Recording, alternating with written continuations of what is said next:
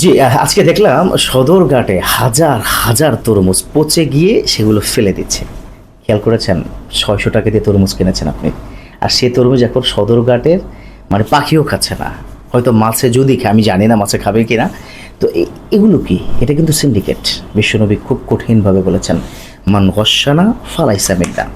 যারা এরকম সিন্ডিকেট করবে, প্রতারণা করবে, those people are cheating with the customer is not part of my উম্মা। বিশ্বনবীর কথা, যে চিটিং করবে সে কিন্তু আমার উম্মত না। তো বিশ্বনবীর উম্মত হতে হবে। দিন শেষে আল্লাহ রসুলের উম্মত যদি আপনি না হতে পারেন, you never go to the heaven, you have to go to the hell fire. জান্নাতে যাওয়ার সুযোগ নেই, জাহান্নামে যেতে হবে।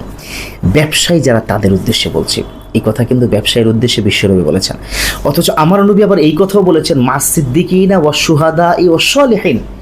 যারা ব্যবসা করবেন, যারা সৎ ব্যবসা করবেন, মানুষকে ঠকাবেন না, প্রতারণা করবেন না, সিন্ডিকেট করবেন না, মজুদ করবেন না, ফরমালিন মিশাবেন না, বা এই জাতীয় কোনো কিছু তারা করবেন না, তাদের জন্য জান্নাতটা হচ্ছে সিদ্দিক, শহীদ যারা, তাদের সাথে কিন্তু জান্নাত হবে।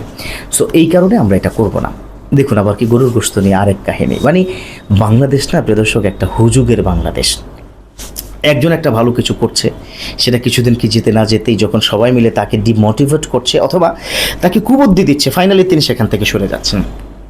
সবাই মিলে সিন্ডিকেট, আরেক সিন্ডিকেট, উল্টো সিন্ডিকেট করছে, তুমি কি করে কি গরুর গোশত বিক্রি করো। সো এটা হবে না।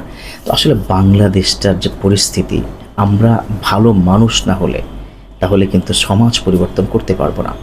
এটা কিন্তু বাস্তব। একটা জিনিস খেয়াল করেছেন কিনা, যে আমি সম্ভবত কি গত পরশুও দেখলাম যে ৭০ টাকা করে আপনার তরমুজের কেজি। আবার দেখলাম গতকালকে 30 টাকা হয়ে গেল। ওই যে সদরঘাটে সব মানে পচে যাচ্ছে, মানে নিউজ পেলেই চলে। অথচ দেখুন এই তরমুজটা তিনি শুধু 70 টাকা দিয়ে কিনে নিয়ে এসেছেন, আর ঢাকাতে ঢুকেই 70 টাকা কেজি। মুসলমানের জবান 70 দিয়ে তো কিনেছেন, কিন্তু সেটা কি কেজি না পিস সে চিন্তা করছেন না। বাঙালি জাতির পরিস্থিতিটা এরকম, যার কারণে আমরা ঠকি। আমরা ঠকাতে পছন্দ করি, আবার আমরা কিন্তু ঠকিও।